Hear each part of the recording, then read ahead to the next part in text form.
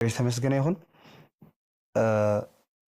ቅድም ፈሪሆም ወይ ተወጊዞም አገልግሎቶም ወይ ራእዮም ዘርበዩ ሰባት አለው ኢልካ ነርካ አብዙን ሕቶላትና ሙጋዝ እንታይ ማለት እዩ ብዙሓት ሰባት ብማሕበር ተወጊዞም ዝተባሃሉ ሰባት ካ ኣብዚ ዘመንና ዘገርም ዕዮ ከዓዩን ክዕወቱን ካ ንሪኦም ኣለና ስለዚ ተሙጋዝ እንታይ ማለት እዩ ተሙጋዝ ትብዘላ ቃል በቃላ ካብ እግዚአብሔር ተፈሊኻ ብዚ አምላኽ መንባር ማለት እዩ እዚ ሰብ እዚ ተወጊዙሎ ማለት ካብቲ ናትና ሜይንስትሪም ናይ ቤተክርስትያን ምህሮስ ወፃእ ኮይኑ ምሳና ሕብረት የብሉን ማለት እዩ እምበር ንሓደ ሰብ ካብ አምላኽ ቦንቂርካ ሙፃእ ማለት ኣይኮነን ሰባልዮስ ተወጊዙ እዩ ከም ንፈልጦ ማለት እዩ አርያኒዝም ኣብ ናይ ድንቅያ ጉባኤ ዝተወገዘ አርዮስ እዩ ማለት እዩ ወላ እኳ ጳጳስ ዋላ እንተነበረ ወላ መራሕ እንተነበረ ነገር ግን ኣብቲ ናይ ክርስቶሎጂ ወይ ከዓ ኣብቲ ናይ ክርስቶስ ማንነት ወይ ከዓ መን እዩ ክርስቶስ ኣብ ዝብል ናይ አርዮስ ትምህርቲ ከም ዝተወገዘ ንፈልጥ ኢና ማለት እዩ ኣብ ኒቅያ ጉባኤ ማለት እዩ ድሓር እውን ንስጥሮስ እውን ዝተወገዘ ናይ ምህሮ ንስጥሮስ ከዓ ውግዙ ይንብሉ ሕጂ ዞም ሰባት እዚኣቶም ግን ቤተክርስትያን ክተወግዞም ከላ ቦንቂራ ካብ አምላኽ ኣውፅያቶም ማለት ዘይኮነሲ ካብቲ ሒዞሞ ዘለው ትምህርቲ ንኽምለሱ ንኽንስሑ እንተ ዳ ዘይምለሱ ኮይኖም ግን እቲ ሒዞሞ ዘለው ትምህርቲስቲ ምስቲ ሜይንስትሪም ናይ ቤተክርስትያን ምህሮ ኣይሰማማዕን እዩ ስለዚ ነቲ ትምህርትን ንዕኡን እንታይ ማለት እዩ ማርክ ምግባር ማለት እዩ ዳ እምበር ሙጋዝ ማለት ንሓደ ሰብ ካብ አምላኽ ኣውፅኢኻ ምፍላይ ማለት ኣይኮነን ሕጂ ግን እንታይ ይብላ ኣሎ ንሱ ሙጋዝ ማለት ሲ እንታይ እዩ ካብ አምላኽ ምውፃእ እዩ ይብላ ኣሎ ማለት እዩ ከምኡ ይኮነን ሙጋዝ ማለት እዩ ዝኾነ ዓይነት ሰብ ንሰብ ካብ አምላኽ ቦንቂሩ ናይ ሙፃእ ስልጣን የብሉን ማለት እዩ ታ ኦሪጂናል ስታያ ማለት እዩ ታ ኮንሰፕት ናታ ኣብ ትሕቲኡ እቲ ሓፈሻዊ ማሕበራዊ ናብራ ንዛረበሉ ምውጋዝ ድማ ካብ ስድራ ቤት ምውጋዝ ካብታ ማሕበር ንኸይሓብሮም ምውጋዝ ምስኦም ሓቢሩስ ከይምልኽ ማለት እዩ ካብ ቤተሰብ ወደይ ኣይኮንካን ጓለይ ኣይኮንክን ተባሂላ ትውገዝ ካብ ቤተክርስትያን ዝኾነ ቤተክርስትያን ከይዱ ከይሳለም ወይ ድማ ምሳኻ መፂኡ ከይዝምር ከየገልግል ምውጋዝ ምፍላይ እያ ስለዚ ያ ድሪኦም ዛ ቨሪ ራይት ስቴትመንት ማለት ምፍላይ እያ ማለት የስ ምፍላይ እዩ ምውጋዝ ማለት ምፍላይ ማለት እዩ ስለዚ እቲ መጀመርያ ዝሃቦ ስቴትመንት ሮንግ እዩ ማለት እዩ ንሓደ ሰብ ካብ አምላኽ ምውፃእ ማለት ዘይኮን እታ ካልአይቲ ዝሃባ ግን እታ ራይት ዝኾነ ዴፊኒሽን እያ ማለት እዩ ስለዚ ብዛዕባ እቲ ሓቀኛ ውገዛ ወይ ከዓ ምውጋዝ እንትራእቲና ግን ንኣብነት ኣብ ማሕበር ክርስቶስ ሰረተ እምነት ኣፍሪሶም ወይ ድማ ኮምፕሊትሊ ናብ ካልእ መጠንቀቕታን ዘይድል ነገራትን ተነጊሮም ማለት ተነጊሮም ሲ ዘይድል ነገራት ክገብሩን መጠንቀቕታን ጥሒሶም ንዝኾኑ ሰባት ድማ እቶም ምስ ኣምላኽ ርክብ ዘለዎም ሰባት ካብቲ ማሕበር ጥራሕ ዘይኮነ ካብቲ ምድሓኑ ክውግዝዎ ከም ዝኽእሉ መፅሓፍ ቅዱሳዊ ሓቂ ተዛሪብና ዲስኮሙኒኬት ይገብሩኻ ካብቲ ምድሓንካ ከይተረፈ ነዚ ድማ ንሃዋርያት ከም ኢልዎ ሓጢያ ሕጂ ሪኦም ካብ ምድሓንካ ከይተረፈስ ዲስኮሙኒኬት ይገብሩኻ መን እዮም ዞም ዲስኮሙኒኬት ዝገብሩኻ ዘለዉ ዝተወሰኑ ሰባት ኣለዉ እግዚኣብሔር ዝፀውዖም ዝቐብኦም ደም ዳዝ ማተር ግን እንተ ደኣ ምሶም ዘይተሰማሚዕኻ እንታይ ይገብሩኻ ካብ ምድሓንካ ከይተረፈ ዲስኮሙኒኬት ይገብሩኻ ይኹም ኣብ ይሕጅ ዘሎት ፕሮብለም ማለት እዩ ሶ እዚ ንምንታይ ንኤግዛምፕል ደበኩም ዘለኹ ምክንያቱ ብዙሕ ሰብ ወላ ጌጋ ልምምድ እናረኣየ ጌጋ ዝኾነ ምህሮ እናረኣየ ሕረኽረኽ ዝብሎ ነገር እናረኣየ ንምንታይ እዩ ንሓደ ነገር ዘይገድፎ ተልና ከምዚ ዓይነት ፍርሃት ስለ ዘለዎ እዩ ማለት እዩ እዚ ሰብ እዚ ንዓይ ዲስኮሙኒኬት ክገብረኒ ዓቕሚ ኣለዎ ኢሉ ይሓስብ ማለት እዩ ነገር ግን ኣብ መፅሓፍ ቅዱስ ሰብ ንሰብ ማለት እዩ ካብ ድሕነተይ ኣነስ ሰብ ዝኾነ ይኹን ሰብ ማለት እዩ ዋላ ሃዋርያ ጳውሎስ ይኹን ሰብ ከማይ ሰብሲ ኣብ ሮሜ ምዕራፍ 8 ሲ መን ይኽፈልየና ዝኽእል ኢሉ ጳውሎስ ምሽ መን ይፈልየና ይኽእል ኢሉ ሞት ኮነ ወይስ ህይወት ኣይኮነን ሞት ኮነ ወይስ ህይወት መላእኽቲ ኮኑ ወይ ከዓ ገዛእቲ ወይስ ሓይልታት ወይ ልዕል ዝበለ ወይ ትሕት ዝበለ ካልእ ፍጥረት እውን እንተኾነ ኢቭን ፍጥረት ካልእ ፍጥረት እውን እንተኾነ ካብታ ኣብ ክርስቶስ ኢየሱስ ጎይታና ዘላትና ፍቅሪ ኣምላኽ ከቶ ክፈልየና ከም ዘይኮነሉ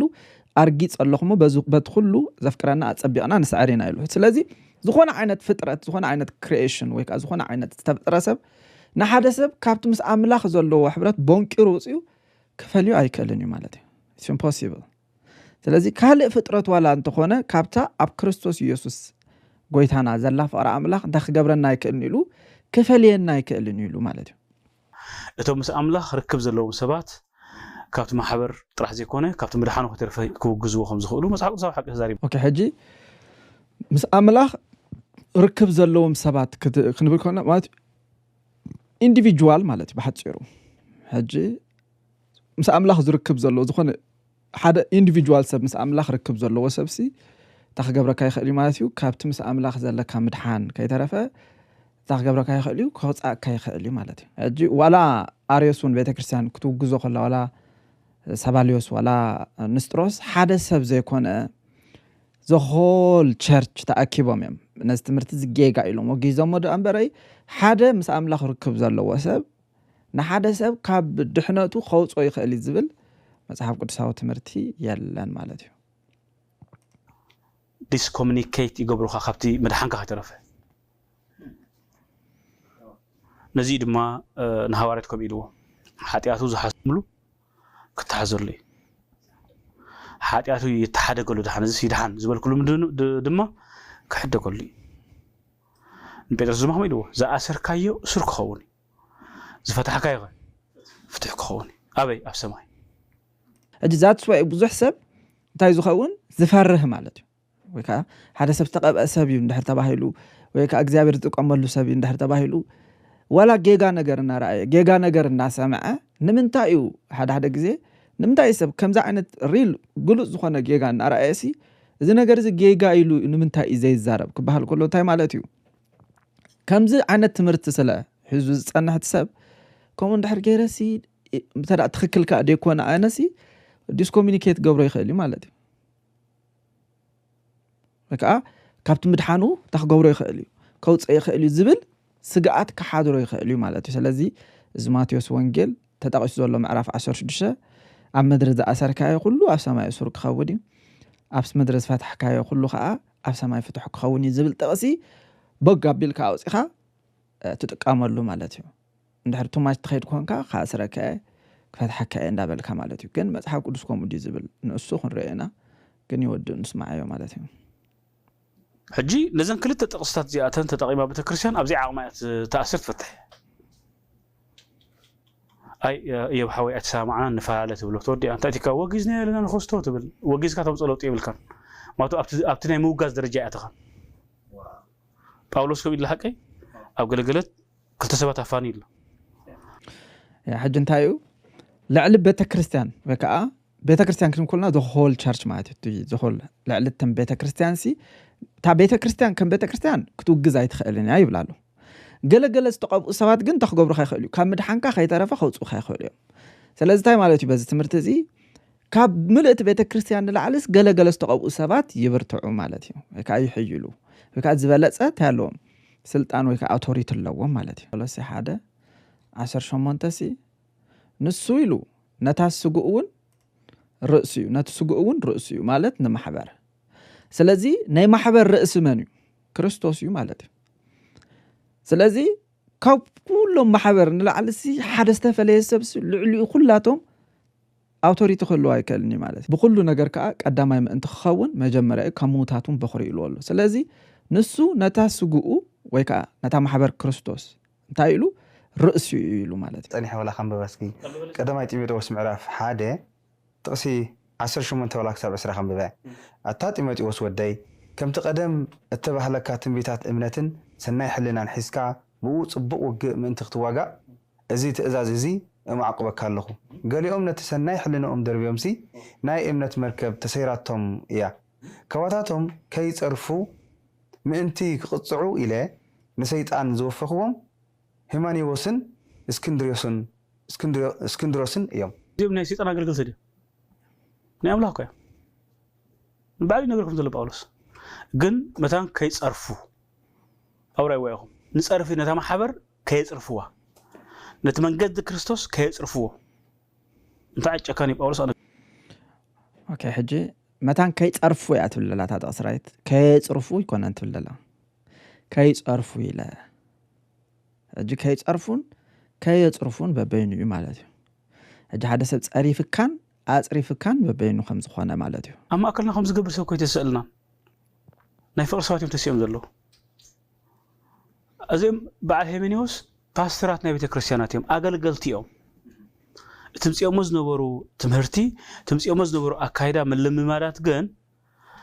ናብ ካል ነገር ዘእትሞ ነታ ማሕበር ክርስቶስ ካደ ጽርፍ ስለዝኾነ ንመንግስት አምላክ ከመን ይፈቀደሎም ጳውሎስ دقيم كباب بالله أملاك فريدهم ديزولو أنا فريدي كباتاتهم كي تصرفوهم أنتي قطعوا إلى أنا إزولو نسيت أن زوفخوهم أملاك يوفيهم حقي أنا أملاك نسيت أوفيهم لك مال من يوفيهم إلى أنا إزولو نسيت أوفيهم مال لك قال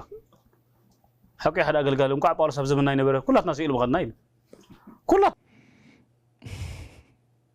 هجنتايو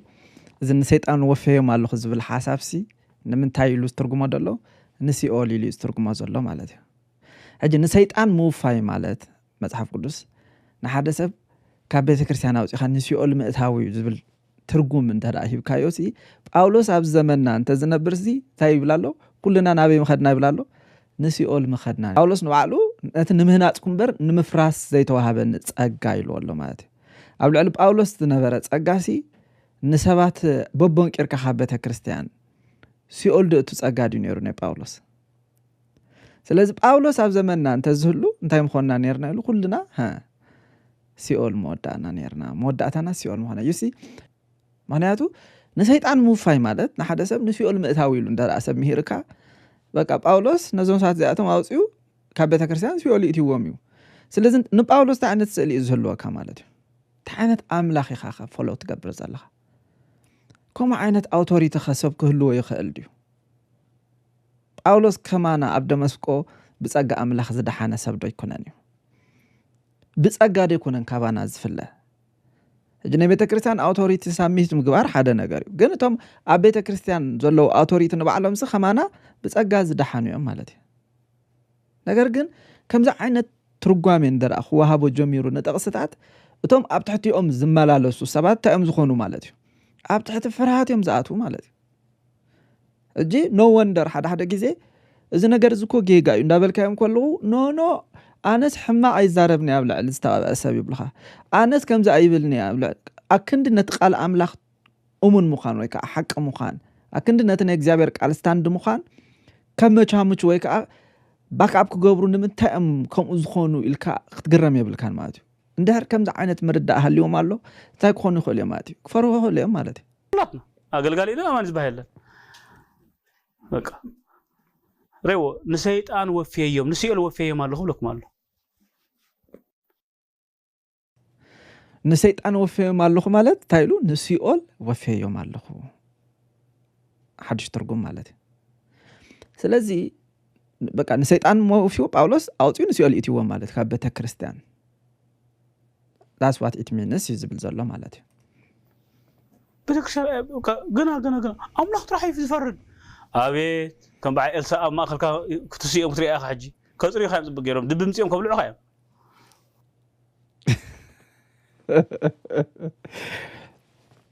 كبع السا تسيوسي دبمصيهم تخغبرو خايم كبلو خايم مالتي نمني زحجي نتوم ابته كريستيان نتوم بدم يسوع كريستوس تعديقهم ثم ما مزقف هو تصحيفهم اب تشرش زلو سباتسي እግዚአብሔር كم بعل إلسا اتسيو انت خغبرمي بدب غيرم تخغبر خيم كبلو خيم سبيريا باولوس ناب سبيريا مسكدا سبيريا سي كابتوم اب تسالونقي زنبرو سي بلهታት ነበሩ ይብል ማለት ነው እጂ ናይ ተሰሎንቄ ሰባት ኩላትና ንፈልጦም ኢና ማለት ነው ናይ ተሰሎንቄ ሰባት نتقال أملاح كان قال أملاح غيركم سلستقبلكم ويو أبخاتكم زسرح زلو زعي زلو يلوم باولوس مالتي جن سبيريا جن كابتوم ابتو سولونق يزو نبرو بلهታት نيرم ويكا وايز طببኛታት نيرم انتي سلو زخونو ولا باولوس ويمصا ولا باولوس مصيو وانجيليس بخلو ولا باولوس مصيو بزعبا كريستوس ينغرم نباولوسن نتي اقدمو እግዚአብሔር اب قالو اقميطو صنحن انتي غبرو نيرم يمرمرو نيرم مالتي እዚ باولوس زبلو زلوس ከምቲ ኣብ ጽሑፍ ተጻሒፉ ዘሎ ድዩ እናበሉ እንታይ ገብሩ ይምርምርዎ ነበሩሞ ነቲ ቃል ብምሉእ ልቦም እንታይ ገበርዎ ይብለን ተቀበልዎ ይብለና ማለት እዩ ሕጂ that's why ናይ እግዚአብሔር ቃል ብግልና ክንፈልጦ ክንምርምሮ ናይ እግዚአብሔር ቃል ክነጽንዖ መጽሓፍ ቅዱስ ኣፈታትሓ እንታይ ምዃኑ ክርዳእና ዓውዲ እንታይ እዩ እዚ ኩሉ ብግልና ክንፈልጦ ዘድልየና ካብ ከምዚ ዓይነት ነገራት መታን ክንድሕን እዩ ማለት እዩ ከም ኤልሳ ዝበሉ ሰባት እግዚአብሔር ከም ጻልኩም እዩ ድብ ለቂቁ ከብልዓኩም እንድሕሪ ልካ ሓደ ሰብሲ እንተኾንካ ዘይትፈረ ለካ ብዙሓት ሰባት ናይ ከምዚ ዓይነት ሰለባ ዝኾኑ በዚ ምኽንያት እዩ ማለት እዩ ሓደ ሰብ ከም ኣገልጋሊ ናይ ኣምላኽሲ እግዚአብሔር ተዳንዑ ተጻሪካዮ ተዳ እሱ ዝተዛረቦ ነገር እዚ ነገር እዚ ትክክል ኣይኮነን ስለ ዝበልካ እግዚአብሔር ድብ ዝለቁ ኣገልገልቲ እንድሕር ዘምጻልካ ኮይኑሲ ወላ ናፈለጥካ ከም ኣብ ሓድሽ ኪዳን ካብ ለካሎ ጳውሎስ ፈሪደዮ ንስዋዚኣቶም ክልቲኦም ፈሪደዮም ንመንግስቲ ኣምላኽ ማለት ከምዚኣቱ እገርዮም ዘሎ ናብ ሰይጣን ወፍየዮም ኢሉ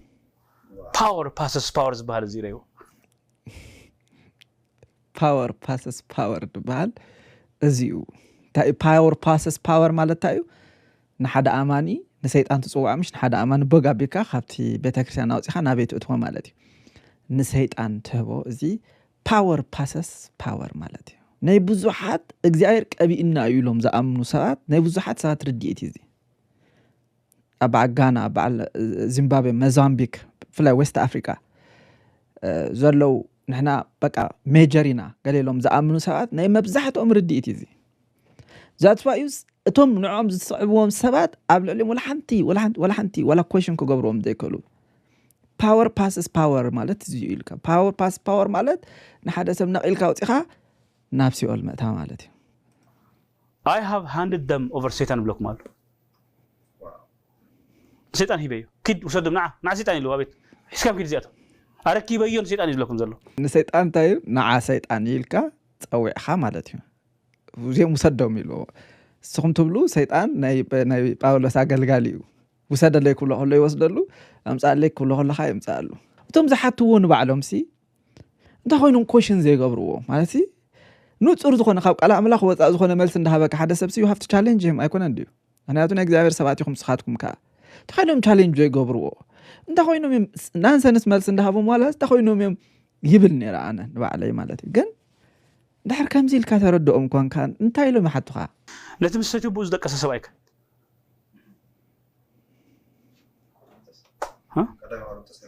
دحين من بعد لينا هو السبب سلسفلته انت نعو انت ايلو زلو اوكي سغو يقصع دحين قتيل له خيلو يموت ما دحين موت فريد له خل اندي غن دحين منفسو غن نبي يخي معت دحين زي نفسه يكون هيوتو تدحين سغو غن دحين حجي كولابس يكون يموت يلو صنح له قيروا اشعو ولا دحين غرفو دحين ايموت كمان يلو كلهم بتخكل مس املاح انتيمسي زلوا بتخكل مس املاح الاين زخون سبات كم باولوس كريستوس زلاهم ترى فريدوم خاغن سيول كمان تاعتو تخليها ما دحين ادو غرز بها ነገር የለም አግሪ ነገርኩም ዘለው መፈረራ አይኮነ ገለ ኮነ መጽሐፍ ቅዱስኩም انا ይገልጽልኩም ዘለው ቃል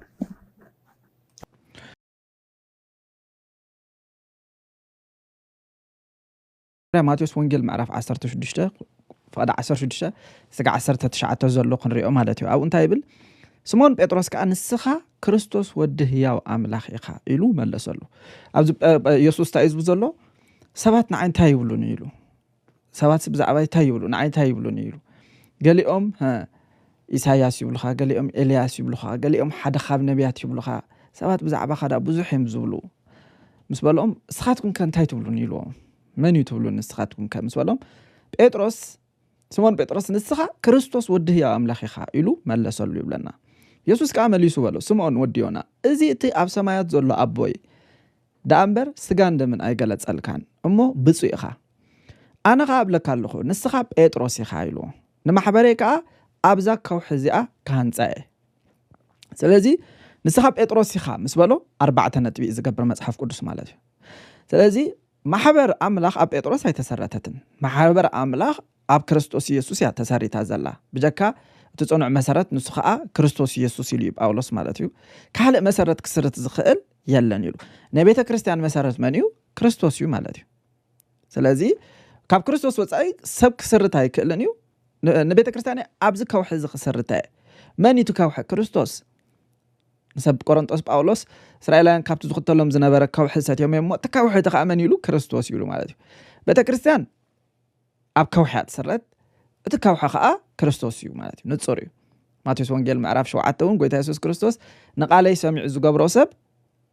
نمن كم زمسل نخريكم بيتو اب كوح سرته بله سبايو زمسل يلو ስለዚህ ክርስትና ጴጥሮስ አይተመስረተን ጴጥሮስ አብሰብ ተተመርኩሱ ክፈርሱ ማለት ነው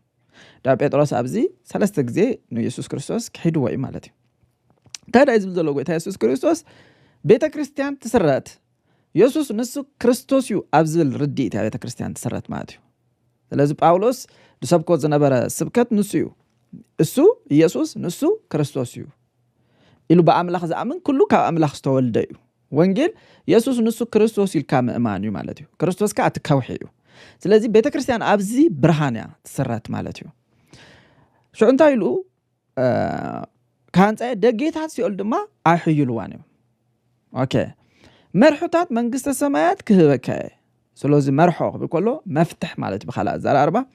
ኣብ ምድሪ ዝኣሰርካዮ ኩሉ ኣብ ሰማይ ኡሱር ክኸውን እዩ ኣብ ምድሪ ዝፈታሕካዮ ኩሉ ድማ ኣብ ሰማይ ፍቱሕ ክኸውን ኢሉ ማለት እዩ زيادة تقسمات حجي إذا أب سماي إذا أسر كا أب مدرس أسر كا أب سماي أسر كخوني أب مدرس فتح كا خا أب سماي فتح كخوني أب مدرس أسر كا أب سماي أسر أب مدرس فتح كا خا أب سماي فتح مالت أنتي مالتيو أنت رأيلنا إذا قال زي أسر وهيتير زبل قال مالتيو مأسر مفتاح إذا مأسر مفتاح زبل أسبكت معناته يسوع كريستوس መጀመሪያ እዚ ክዛረብ ከሎ ቶም ኦዲየንስ ማንዮም አይሁዳውያን ማለት ስለዚህ ኩሉ ግዜ ሄርሜኔቲክስ መጽሐፍ ቅዱስ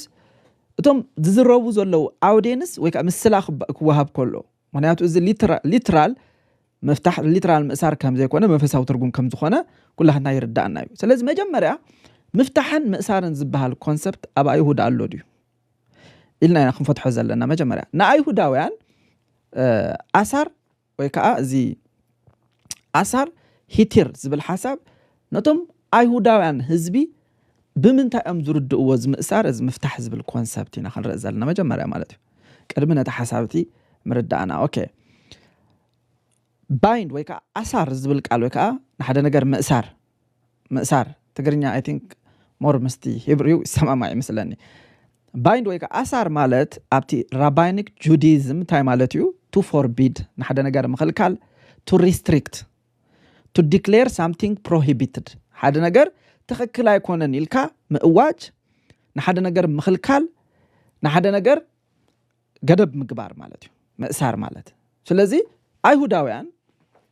ቶም ሽዑ ዝነበሩ መራሕቲ ሃይማኖት ብፍላይ ብዙሕ ዓይነት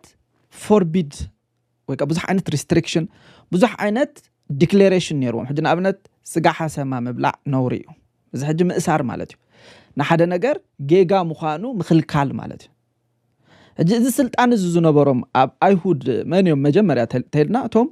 ናይ አይሁድ መራሕቲ እዮም ማለት እዩ ምክንያቱ ፈሪሳውያን ኣብ መንበሩ ሙሴ እንታይ ገይሮም ኣለዉ ተቐሚጦም ኣለዉ ምሽሉ ስለዚ እስራኤላውያን መን ብዘውፅኦ ሕጊ እዮም ዝኸዱ ነይሮም ተሄድና እቶም መራሕቶም ብዘውፅኦ ሪስትሪክሽንስ ሕጂ እሳቶም ተዳእና ሓደ ነገር ኩልኩል እዩ ኢሎም ኩልኩል እዩ ማለት እዩ ሰማይ ከዓ ይፈቅዶ እዩ ማለት እዩ እሳቶም ዘውፅዎ ሕግ እንተዳ ጥሒስካ ኺካ እንታይ ዝቁፀር ማለት እዩ ገበን ከም ዝገበርካ እዩ ዝቁፀር ማለት እዩ ንሰበይቲ ከዓ ሙሴስ ፅሕፈት መፍትሓ ሂብና ክንፈትሓ ፈቂድልና እዩ ኢሎም ማለት እዩ ዳሕር ኢየሱስ ታይሎ እሱ ሙሴ ብኽፍኣትኩም ይዝሃበኩም ኢሎም በር ካብ መጀመርያ ከምዛ ኣይነበረን ኢሎም ካብ መጀመርያ እንታይ ነይሩ ሓደ ሰብ ምስ ሓንቲ እዩ ነይሩ ማለት እዩ ሕጂ ሙሴ ግን ክፍኣት ስለ ዝኾንኩም صحفت مفتاحة يبكم كتفتحوا فقيدلكم تاي مالتيو موسى انت دا فقيدوو نسبيتهم صحفت مفتاحة يبون كفتحوا حقاو فقودي نيرو مالتي هجي انت اي فوربيد نيرو تاي اثار نيرو تاي مأسار نيرو دا نسبيتها صحفت مفتاحة كي هابكا انت دا فتحكا ياغن جيغاي مالتي سلازي فوربيد حدا ايهوداوي تدا حدا ነገር ኩልኩልዩ ኢሉ ሰማይካ ባክ ገርዎ ማለት እዩ خلا አዘራረባ እዚ ከምዛ አይነት ብዙሕ ሕግ ነይሮም አይሁዳውያን ማለት እዩ ስለዚህ ኢየሱስ ክርስቶስ ነቲ ኦሬዲ ዝፈልጥዎ ኮንሰፕት እዩ አምጽዩ እንታይ ዝብሎ ዘሎ ንስኻ ዝኣሰርካዮ እሱር ክኸውን ኢሉ እንታይ ማለት እዩ ጴጥሮስ ጎይታ ኢየሱስ ክርስቶስ ክልእኾ ከሎ ክኸይድ ከሎ ሽዑ ጴጥሮስ እዚ ነገር እዚ ጌጋ እዩ እንድሕር ኢሉ እቲ ነገርቲ ጌጋ ምዃኑ ሰማይ ባክኣፕ ይገብሮ እዩ ማለት እዩ ስለዚ ነቲ በዓል ጴጥሮስ ዝምሃርዎ ትምህርቲ ሪጀክት ምግባር ማለት ንኣምላኽ ሪጀክት ምግባር ማለት ብኻልእ ኣዘራርባ እምበር ንሓደ ሰብ ነፍሱ ኣብዚ ምቁፃር ወይ ከዓ ኣጋንንቲ ምእሳር ኣብ ሰማይ ከኣታ ነፍሱ ምፍታሕ ገለ ከምኡ ዝብል ኮንሰፕት የብሉን ማለት ቱ ቢጊን ዊዝ ማለት እዩ ከምኡ ዓይነት ስልጣን የብሉን ሰብ እንታይ ዳይ ሰብ ዳ እንታይ ዓይነት ስልጣን እዩ ዘለዎ ኣይሁዳውያን እንታይ ዓይነት ስልጣን ነይሮም ትምህርትታት ሕግታት ሬጉሌሽናት ኣብ ልዕሊ እቲ ህዝቢ ንኸውፁ ስልጣን ነይሮም ማለት እዩ ስለዚ እሳቶም ዝኣሰርዎ እሱር እዩ እንታይ ማለት እዩ እሳቶም ሓደ ነገር ኩልኩል እዩ ተይሎሞ ኩልኩል እዩ እንሳቶም ሓደ ነገር ፍቆድ እዩ ተይሎሞ ከዓ ፍቆድ እዩ ማለት እዩ ትዝክሩ ተኾንኩም ሐዋርያት ማለት እዩ ኣብ ግብረ ሐዋርያት ምዕራፍ 15 ብዛዕባ እቶም ጁዳይዘርስ ማለት እዩ ናብ እንታይ ሕጊ ሙሴ ክንሕሉ ለና ዶ ክንሕሉ የብልና ዶ ገለ እንዳበለ ክርክር መፅኡ ነይሩ at some point ማለት እዩ ዳሕራይ ነዚ ክርክር እዚ ንኽፈትሑ ሐዋርያት ምስተኣከቡ ሽዑቶም ሐዋርያትን ሸማግለታትን ብዘላታ ማሕበር ኮይኖም ምስ ጳውሎስን በርናባስን ናብ አንጾኪያ ሰዶም ሰባት ኣብ መንጎኦም ክሓሪው ቁኑዕ ኮይኑ ተራእዮም ይብል እቲ በርሰባ ዝበሃል ይሁዳን ሲላስን ኣብ ማእከል ኣሕዋት ምሩያት ዝነበሩ ሰባትን ከዓ ለኣኹ ይብለና ምሳታቶም ድማ እጽሑፍ እዚ ሰደዱ ንሕና ሐዋርያትን ሸማግለታትን ኣሕዋትን ኣብ አንጾኪያ ኣብ ሶርያን ኣብ ቅልቅያን ኣብ ኣሕዛብ ንዘለኹምን ኣሕዋት ሰላም ንብለኩም ኣለና ኢሎም ስለዚ መጀመርያ ሰላም ንብለኩም ኣለና ብድሕሪኡ ኸ ንሕና ዘይኣዘዝናዮም ወይ ከዓ ንሕና ዘይለኣኽናዮም ማለት ብኻልእ ኣዘራርባ ገለገለ ሰባት መን ዘይለኣኽዎም ሐዋርያት ዘይለኣኽዎም ማለት እዩ እቲ በርናባስ ዝበሃል ይሁዳን ሲላስን ኣብ ማእከል ኣሕዋት ምሩያት ዝነበሩ ሰባትን ከዓ ለኣኽሎም ይብለና ማለት እዩ ሽንታይ ኢሎም ምሳታቶም ድማ ጽሕፍ ዝሰደዱ ንሕና ሐዋርያትን ሸማግለታትን ኣሕዋትን ኣብ አንጾኪያን ኣብ ሶርያን ኣብ ቅልቅያን ኣብ ኣሕዛብ ንዘለኹም ኩሎም ኣሕዋት ሰላም ንብለኩም ኣለና ሽዑኸ ንሕና ዘይኣዘዝናዮም ገለ ኻባታትና ወፂኦም ክትግዘሩን ሕጊ ክትሕልውን ኢሎም ብቃሎም ከም ዝሃወኹኹምን ንልብኹም ከም ዘዕገርገሩን ስለ ዝሰማዕና ምዞም እነፍቅሮም በርናባስን ጳውሎስን ምእንቲ ስም ጎይታ ኢየሱስ ክርስቶስ ህይወቶም ኣሕሊፎም ዝሃቡ ሰባት ናባኻትኩም እንሰዶም ሰባት ክንሓሪ ሰሚርና ብሓደ ኮይና መደብና ስለዚ ይሁዳን ሲላስን ንሳቶም ድማ ነዚ በኣፎም ድማ ክነግሩኹም ሰድናልኩም ኣለና ብዘይቲ ዝተገብአ ማለት ንጣዖታት ካብ ዝተሰውአን ደምን ካብ ሕኑቕን ዝሙትን ደኣ ክትክልከሉ እምበር ገለ ሓለፋ ጾርኳ ከይንጽዕነኩም ንመንፈስ ቅዱስን ንዓናን ተራኢና እሞ ርእስኹም ካብ ዝንተሓለኹም ጽቡቕ ክትረኽቡ ኢኹም ድሓንኩኑ ኢሎሞ ማለት እዩ ስለዚ እዚ እንታይ እዮም ኢሎሞ ደብዳቤ ክሰድሎም ከለዉ እንታይ እዮም ዝገብሩ ዘለዉ ምእሳርን ምፍታሕን እዩ ማለት እዩ እንታይ ይኣስሩ ኣለዉ ኦኬ እንታይ ይኽልክሉ ኣለዉ ይኣስሩ ኣለዉ ማለት እንታይ እዮም ፎርቢድ ዝገብሩ ዘለዉ እንታይ ይኽልክሉ ኣለዉ ዝኸልከልዎ ዶ ንኣብነት ንጣዖታት ካብ ዝተሰውአ ክፍለ እዩ ማለት እዩ ወይ ከዓ ንጣዖታት ካብ ዝተሰውአ ብልዒ ክእለ እዩ ከምኡ ድማ ንጣዖታት ኣብ ዝስዋዕ ስፍራ ካብኡ ክፍለ እዩ እዚ ፎርቢድ ይገብሩ ኣለዉ ይኽልክሉ ኣለዉ እዞም ሰባት እዚኣቶም ንጣዖታት ዝተሰውአ ከልኪሎም ከለዉ ኣነ እኮ ብክርስቶስ ሓርየ ኢልካ ንጣዖታት ኣብ ዝተሰውአ ኸድካ ትሓብር ትኾንካ ተረዲኹምኒ እንታይ ኢኻ ትገብር ዘለኻ ንዓኻ ሰማይ ባካ ይገብረካን እዩ ማለት እዩ ስለዚ እንታይ ይብሉ ኣለዉ ንጣዖታት ዝተሰውአ ካብ ደምን ከዓ ደም ምብላዕ ወይ ከዓ ምስ ደም ዝተተሓዘ ማለት እዩ ካብ ደም ክትክልከሉ ካብ ሕኑቕን ዝሙትን ክትክልከሉ ኢሉ ማለት እዩ ወይ ከዓ ደሙ ዘይፈሰሰ እንስሳ ወይ ከዓ ዝሙት ከዓ ካብ ዝሙት ከዓ ክትክልከሉ እምበር ካብዘን ላዕሊ ጾር ኣይንበኩምንና ኢሎም ማለት እዩ ስለዚ እዚ ሐዋርያት እዮም ማለት በዓል ጴጥሮስ እዮም ከምኡ ዝብሉ ዘለዉ ስለዚ ጴጥሮስ ነዚ ነገር እዚ ፎርቢድ ገይርዎ ማለት እንታይ ገይርዎ ማለት እዩ ሰማይ ባክ ገይርዎ ማለት እዩ ኣብዚ ምድሪ ዝኣሰርኩሞ ኣብ ሰማይ ሱር ክኸውን ኢሉ ኣሎ ኣብዚ ምድሪ ዝፈታሕኩሞ ኣብ ሰማይ ፍቱሕ ክኸውን ኢሉ ኣሎ እምበር ጴጥሮስ ከይዱ ንሓደ ሰብ ስርዩሲ ደስ ዘይልዎ ይፈትሖ ደስ ዘይልዎ ይኣስሮ ወይ ከዓ ምስ ሞተ ነቲ ነፍሲ ከምኡ ዝበሃል ኮንሰፕት የብሉን ማለት እዩ ስለዚ እዚ ክርዳእና ተኮይኑ መጀመርያ what is the Jewish concept of bind and loose ወይ ከዓ ኣሳር ሂቲር ድብል ንሓደ ኣይሁዳዊ እንታይ ማለት ምዃኑ ኢና ክንሪኦ ዝግባአና ማለት እዩ ኦኬ مفتاحك انتي مالتي تو permit تو allow حدا نجر نحدا نجر إذا نجر تقبر تخيل خيل كان مفتاح مالتي praise God هجنا أبنات قدم زي تجازر سب رخصي مالتي زي تجازر سب رخصيو نأيهوداوين زي مجزر رخصي مالتي جن باولوس جن مات انت يلو جزرت كنا زي جزرت حدا جزع يكونن يلو مالتي اتا بفقر تجبر امنتي دا امبره جزرت كنا زي جزرت حدا جزع يكونن سلازي انت غيرو مالتي حدا ነገር ኩልኩል ዝነበረ ፈትሕዎ ማለት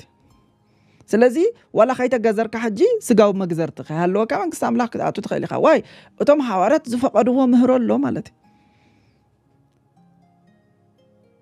ስለዚ ታኔ መጀመሪያ ቤተክርስቲያን እንታይ ትገብር ነራ በመቁራስ ስጋን በትምርተ ሐዋርያትን ታየራ ነበረት ብለና ጸኒዓ ነበረት ሕጂ ነቲ ሐዋርያት ዝምህርዎ ትምርቲ ሪጀክት ምግባር ሕጂ ሐዋርያት ክምህሩ ከለው ገለ ነገር ይፈቅዱ ገለ ነገር ካይ ይخلكሉ ይም ማለት ስለዚህ ነቲ ሐዋርያት ዝخلكልዎ መንዩ ዝخلكሎ ሰማዩ ዝخلكሎ ማለት ነቲ ሐዋርያት ዝፈቀድዎ ሰማዩ ዝፈቀዶ ማለት that makes sense ስለዚህ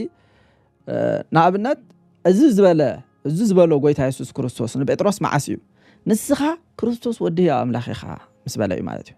ሕጂ ናብነት ንሕና ሓደ ሰብ ጎይታ ቅበል እንድሕሪልና ጎይታ ቅበል ይተልና እንታይና ንብሎ መጀመሪያ ሰብ ብልባ አሚኑ ይጸድቅ በአፍ መስኪሩ ካ ይድሕንዩ ንብሎ ራይት ስለዚ እዚ ትገብር ንብሎ ይገብር ጎይታ ኢየሱስ ክርስቶስ ንሓጢአተይ ከም ዝሞተለ ይአምነ ደገና ንጽድቅ ከምሰሰ ይአምነ ንብል ስለዚ ኮንፌሽን ነጥዎ ብድሕሪ እንታይና ንብሎ ጸድቅ ካለኻ ንብሎ ማለት እዩ አይኮነን ብምንታይ መሰረት ኢና ንሕና ጽድቅ አውጅናሉ ዘለና ተልና እንታይ እቲ ሐዋርያት ዝመሃርዎ ትምርቲ ሰማይ ባክ ስለ ዝገብሮ እዩ በር ንሕና ከነጽድቆ ስለ ንኽእል አይኮነን ወይ ካን ንሕና ሕድጋሓት ሓጢአት ክንህቦ ስለ ንኽእል አይኮነን ስለዚ ንጴጥሮስ ታይ ዝብሎ ንስኻ ዝኣሰርካ እሱር ክኸውን ይኽእል ከሎ እንታይ ጴጥሮስ ዝኸልከሎ ኩልኩል ክኸውን ጴጥሮስ ፍቁድ ዝበለኻ ፍቁድ ክኸውን ማለት እቲ አውቶሪቲ ንመን ነታ ቤተ ክርስቲያን ይህባሉ ማለት ጎይታ ኢየሱስ ክርስቶስ ህይወት ዝርከበሉ ስልጣን ሰብ ከመይ ገይሩ ህይወት ዝረክብ እንድሕሪልና ሕጂ በትምህርት ሐዋርያት በመእማን ማለት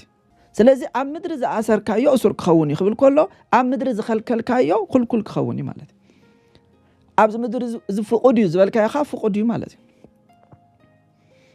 ስለዚ ሐዋርያት ምስ ሞቱ ብዙሕ ዝኸልከልዎ ነገር ድሕሪ ሕጂ ቤተ መቅደስ መኻድ ኣድላይ ይኮነን ሐዋርያት ዘምጽዎ አውቶሪቲዝ ማለት ምክንያቱ ጎይታ ኢየሱስ ክርስቶስ ኣብዚ መቅደስ ዝኾነ ኣብዚ ዘይትሰግድሉ መዓልቲ ትመጽእ ኣላ ንሳኻ ሕጂ ኣይልዋ እቲ አውቶሪቲ ግን ንመን ይቦም ንሐዋርያት ይቦም ማለት ስለዚ እዚ ኩሉ ዓመታት ዝጸንሐ ትራዲሽን ብመን ያፍሪስዎ ጎይታ ኢየሱስ ክርስቶስ በሐዋርያት ገይሩ ፍሪስዎ ማለት ምክንያቱ ሙሴ እንታይ ዝብል ሙሴ ኢሉ ሮሜ ምዕራፍ 10 እዚ ኩሉ ሕግ እንተ ጌርካዮ ክድሕኒ ኢኻ ዝብል ማለት ወይ ከዓ እዚ ኩሉ ሕግ ተጌርካዮ ክጸድቅ ኢኻ ዝብል ማለት ስለዚ ፈሪሳውያን እዚ አውቶሪቲ ነይሮም ንሓደ ፈሪሳዊ መጽኹም ሰብ ከመይ እዩ ዝጸድቅ ተይልኩም እዚ ኩሉ ሕግ ክሕሉ ኣለዎ ትብሉ ማለት ስለዚ እቶም ፈሪሳውያን ፎርቢድ ዝገበርዎ ወይ ከዓ ዝኸልከልዎ ሰማይ ከልኪልዎ ማለት እዩ እቶም ፈሪሳውያን ዝፈቀድዎ ከዓ ሰማይ ፈቂድዎ ማለት እዩ ስለዚ እቶም ፈሪሳውያን ዝፈቀድዎ ሰማይ ስለ ዝፈቀዶ እዮም ነንስቶም ጽሕፈት መፍትሒ እናሃቡ ዝፈትሕዎን ዝነበሩ ማለት እዩ በርሓሳብ አምላኽ ስለ ዝኾነ ይኮነን ስለዚ ኢየሱስ ነዚ ኩሉ አውቶሪቲ ናመን የዝብረሉ ሕጂ ናብታ ማሕበሩ ማለት እዩ ሰብ ከመይ ገይሩ እዩ ዝድሕንተልና ዮሐንስ ወንጌል 6:69 ንሕናስ ንስኻ ክርስቶስ ወዲ ህያው አምላኽ ምዃንና አሚንናን ፈሊጥናን ኣለና ኢሉ መለሰሉ ስለዚ በቲ ቀደም ናይ አይሁድ ስርዓት ሰብ ክድሕን ዝኽእል 613 ሕግታት በመሕላው ካብዚ ኩሉ ዘፈረሰ ከዓ ይፈርስ ማለት እዩ ሐዋርያት ብዘምጽዎ ስልጣን ግን ሰብ ብልቡ እንድሕር አሚኑ ይጸድቅ በአፍ መስኪሩ ይድሕን ማለት እዩ that makes sense ስለዚ the key aspect of binding and losing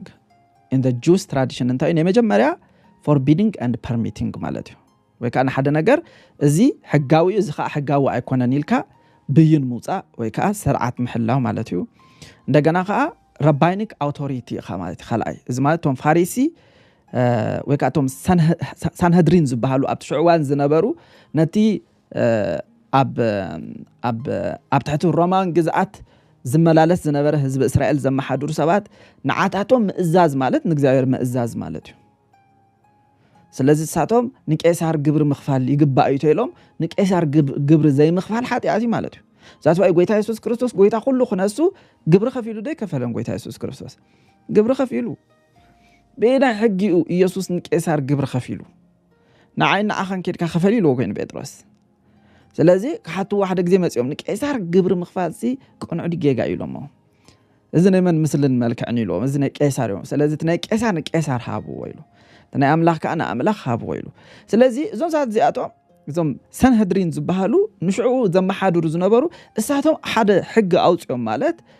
ነቲ ሕጊ ናይ ምኽታል ግዴታ ኣለካ ማለት እዩ ካልኣይ ከዓ ዲሲፕሊን ኤንድ ኤክስኮሙኒኬሽን ከዓ ማለት እዩ ስለዚህ እዚ ተዳ ዲሲፕሊን ደገበርካ ካብቲ ሕብረተሰብ ንሳቶም ብዘውፅዎ ሕጊ ክፈርዱካ ይኽእሉ እዮም ማለት እዩ ወይ ከዓ መቕፃዕትታት ክብይኑልካ ይኽእሉ እዮም ዝተፈላለዩ ዓይነት ስርዓት ኣለዎ ማለት እዩ ስለዚህ ወላ ካብቲ ኮሚኒቲ እውን እዚ ነገር እዚ ሰብ እዚ ውግዙ ተለውካ ካብቲ ኮሚኒቲ ከውፅካ ይኽእሉ እዮም ማለት እዩ እሞ ሕጂ እንታይ ማለት እዩ ዳንዓና ሕጂ ከዓ ንሕና ነቲ ሓዋርያት ዘውፅዎ ኣዋጅ ናይ ምኽታል ግዴታ ኣለና ማለት እዩ ምክንያቱ እሳቶም ዘውፅዎ መን ኣውፅዎ ማለት እዩ እግዚኣብሔር ኣውፅዎ ማለት እዩ ስለዚኦም በዚ ስም እዚ ኢሎሞም ኢየሱስ ክርስቶስ ካብ ሙታን ምስተስአ በዚ ስም እዚ ድሕሪ ሕጂ ከይትሰብኩም ምስ በልዎም ካብ ንዓኻትኩም ስና ኣምላኽ መፍራህ ዲ ወላ ንዓኻትኩም መፍራህ ዝግባ ኢሎም ዋይ እቲ ኣውቶሪቲ ሕጂ እግዚኣብሔር ናብ ቤተ ክርስቲያን ኣምፅዎ ወይ ማለት እዩ the church holds the authority not individual ሕጂ ማለት እዩ ኢየሱስ ጎይታ ኢየሱስ እዚ ነገር እዚ ክዛረብ ከሎ እንታይ ማለት እዩ ሐዋርያት መጽሐፍ ቅዱስ ናይ ምትርጓም ስልጣን ሂቦም ኣሎ ተሐዋርያት ዝምህርዎ በቃ ሰማይ ከም ዝመሃሮ እዩ ማለት እዩ እትሳቶም ዘረድእዎ ሰማይ that's why ሐዋርያት ከመይ ገይሮም ፈቲሖም ሞይልና ሕጂ ናብቲ ትምህርቲ ሐዋርያት ንመለስ ኩሉ ግዜ ማለት እዩ ሐዋርያት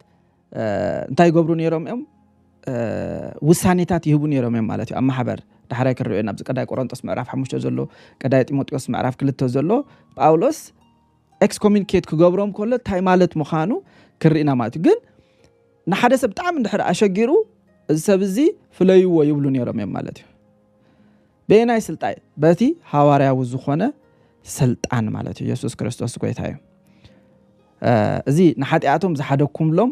ክሕደገሎም እዩ ንዝሓስኩምሎም ክትሓዘሎም እዩ ዝበሎም ከዓ ምስቲ ዝሃቦም ሚሽን አንጻር እዩ ማለት እዩ ዮሐንስ ወንጌል ምዕራፍ 21-22-23 شو ኢየሱስ ከም በሓዲሽ ሰላም ንኣኻትኩም ይኹን ከምቲ ኣቦና ዓይ ዝለኣኸኒ ኣነ እውን ከምኡ ልእኸኩም ኣለኹ በሎም ስለዚ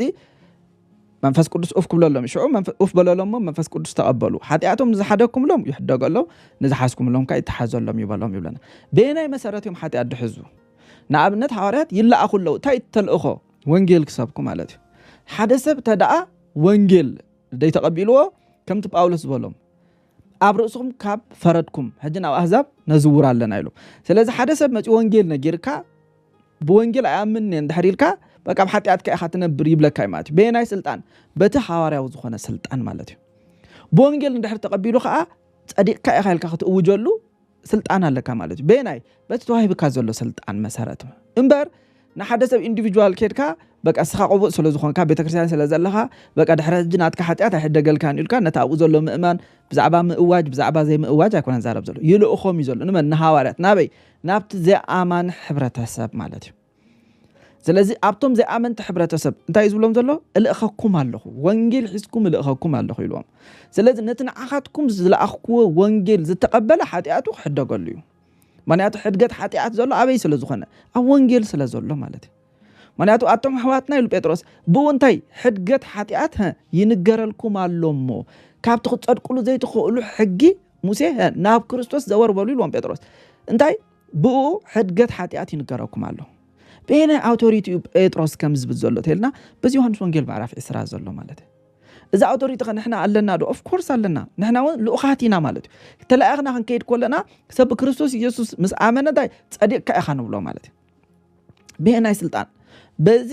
ተልእኾ እዚ ማለት እዩ ምክንያቱ ከሕጥን ከጽድቅን ዝኽእል እቲ ኣብ መስቀል ዝተሰርሐ ስራሕ ስለ ዝኾነ እምበር እዚ በቃ ሓጢኣቱን ዝሓድርካሉ ደስ ኢልካ ትሓድገሉ ደስ ኢልካ ትሕዘሉ ገለ ከምዚ ዓይነት ኢንተርፕሬቴሽን ማለት ኣይኮነን ማለት እዩ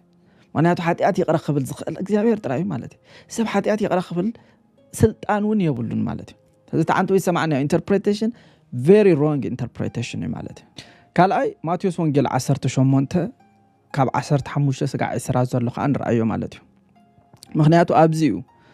ኢየሱስ ክርስቶስ እንደገና ኣብ ምድሪ ዝፈታሕኩም ኩሉ ኣብ ሰማይ ፍቱሕ ከም ዝኸውን ብሓቂ ብለኩም ኣለኹ ዝበሎም ማለት እዩ ሕጂ እንታይ ማለት እዩ ዝኸ اوكي حاوخا انت بدلك خيديلو نسخان نسون ابينكم جنحيو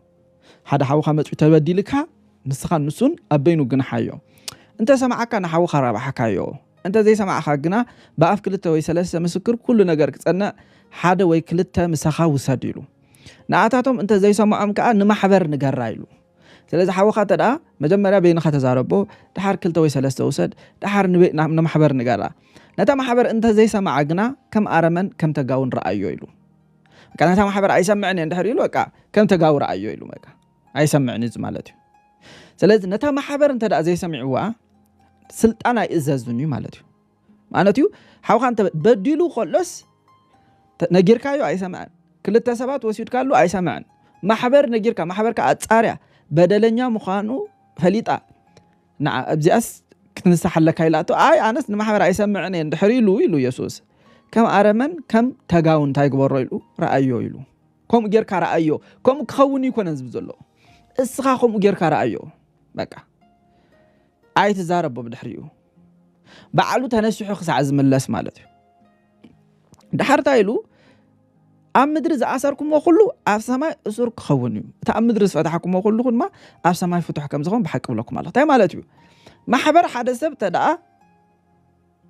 እዚ ነገር ጌጋ እዩ እንድሕር ኢላቶ ምክንያቱ ጢሞቴዎስ ጳውሎስ ንጢሞቴዎስ ተቀዳዲምካ ኣብ ሓደ ሰብካ ኢድካ ኣይተንብር ኢልዎ ብዛዕባ ኢዳን ብሮ ደይኮነ ዝዛረብ ዘሎ ሓደ ሰብ ስሶኢካ ኢሎም ንኢልካ ኣይትኽሰሶ ማለት ብኻል ኣዘራርባ ወይ ከም ፍላይ ኣገልጋሊ ኾው ከሎ ዝኾነ ክሳ ኣይትቀበል ታዲያ ኣጻሪዮ ማለት እዩ ራይት ስለዚ ልክዓም ኣርዮስ ማለት እዩ ከም ኣርዮስ ንኣብነት كأنتو أريوس نابنت أريوس حجي نمني دي سمع تماجيتهم نتخول شرطي زي سمع مالتي سلازي تاجراتو وجوز يخوني لاتو مالتي ما كم تجاون كم أرمنن رياتو تمحبر مالتي هجا أريوس بدحريو ها تمرتو يعريو ماتيو قبل ويخولي مالتي أريانيزم كم بدحريو على زقت سألأي مالتي سكا حجون كم عين ترديت زلون ساعات هالو مالتي هجي كم زخون خون كله يسوع تعيز بزلوا السخان ترى أذن جرز تخكل هيكون للك بين كله تام حبرك عند حر بينا تلوس سماي كأيات صنعيو مالتي بخلاص زرار بامبر نتسبتي كستيت جبرو مالتي هيكون تلا ما حبر نزوت عتو سانيسي ها أملاك كأي سمرو مالتي بخلاص زرار بام جن ما حبرك سوق إلى ديكون سي ريزنا بزخنا مجمرات تزارب كايو كل تسلسل وسيد كتزارب كايو نو حبر نجر كتزارباتو انت دا دي سمعوا مالتو تسلطان حجنا محبر سلازهبا اي اذا ነገር ጌጋ ኢቴላታ ማህበር ሰማይ ካ ጌጋ ይሉልሁ ማለት እዩ ናታ ማህበር ጌጋ ክትብል ኮላ ሓደ ነገር ኣብ ቃል አምላኽ ተመስሪታ ስለት ብሎ ማለት እዩ ጻትዋይ ነውሕ ጊዜ ተጫጫቆም አርዮስ ማለት በሓንቲ መዓልት ገለ ኮ ይኮነ ነይሩ شو كلتا ወይ ሰለስተ ኮይኖም ብስመይ ኣብ ተኣከብሉ ኣነ ከኣው ኣማ ኣከልኩም እሞ ክልተ ካባኻትኩም ኣብ ምድር ብዝልምንዎ ነገር ኩሉ እንተ ተሰማምዑ እቲ ኣብ ሰማይ ዘሎ ኣቦ ክበኩም እዩ ኢለ ከም በሓድሽ ብለኩም ኣለሁ ስለዚ محبر تأكيبان زوج أتو سانسي يسوع كريستوس أو أبت ما أخل محبر الله مالتي بخال عزار أربعة. لذي إزي مس من تأيد زارب زلوا قت يسوع كريستوس مس بدل مقبار مالتي. إذا خاء باولوس تتأكيملو ده ويست تتأكيملو أبكر قرنطوس تاجروا أنا حدا سب. أنا مساحاتكم تأكيبنا خلنا.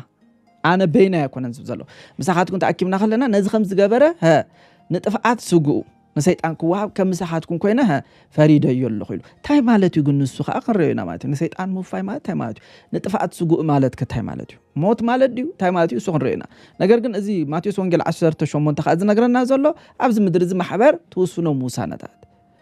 شعور نخت نسحة محبر اي نابنت حدا أشقار سبتولو اي مسمع بيخانا اخد حر عبز مسانا جوين اي تكبر حبرات اي تكبر اندحري لاتو سماي باكا ابي قبرو اي مالتو سلازي سبزي ጉዳዩ ሪኡ ገለመለ መጽዩ ንማሕበር ይقريታ ከሓትታሎ ነትዝበደሎ ሰብካ ይقريታ ከሓትታሎ ንሱ ማለት ዩ ዳአምበረይ ናይ ሰብ ነፍሲ ወይን አጋንንቲ ምእሳር ምፍታሕ ገለ ዝብል ኮንሰፕት ይብሉን ማለት እዩ ዝኾና ኮን ዝተቀበአ ይኹን ሰብ ዘይተቀበአ ይኹን ሰብ ነቲ ናትካ ነፍሲ ወይ ከም ምስ አምላኽ ዘለካ ሕብረት ኮሚኒኬት ይኹን ዲስ ኮሚኒኬት ክገብረካ ኣይከልን እዩ ማለት እዩ ተዓውድ ዝነግረና ዘሎ ልካሁም እዩ ልካም አይሁዳውያን ስርዓት ዘውፁ ዝነበሩ ንሕና ከዓ ንስርዓት ቤተክርስትያን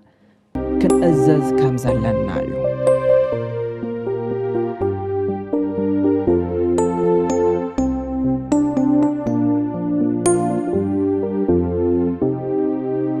أتقبل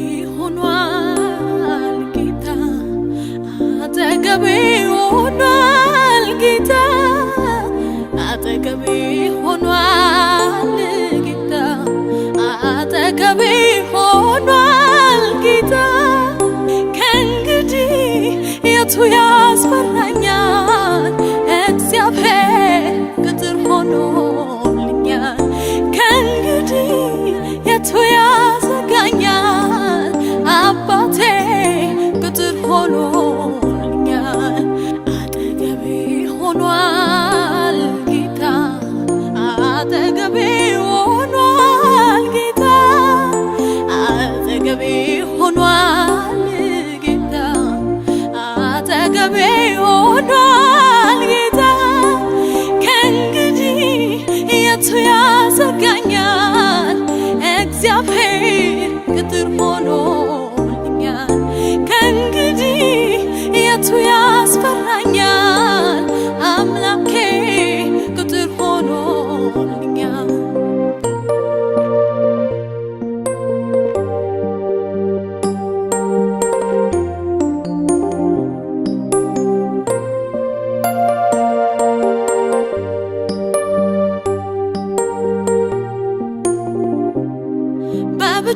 በብቸኝነቴ አይዞህ ባይ ማጣቴ ትዝ ሲለኝ የለቅሶ ጉርጉሮ ሲሰማ ከቤቴ ትዝ ሲለኝ የኔስ ነገር የኔስ ባይናይቶ ሳለቅት ራራልኝ ንጉሴ የልጅነት ጓደኛ ስሆን ያኔ ብቸኛ ኢየሱስ አለኛ አጠገቤ ሆኗል ጌታ አጠገቤ ሆኗል ጌታ አጠገቤ ሆኗል ጌታ አጠገቤ ሆኗል ጌታ ከእንግዲህ የቱ ያስፈራኛል እግዚአብሔር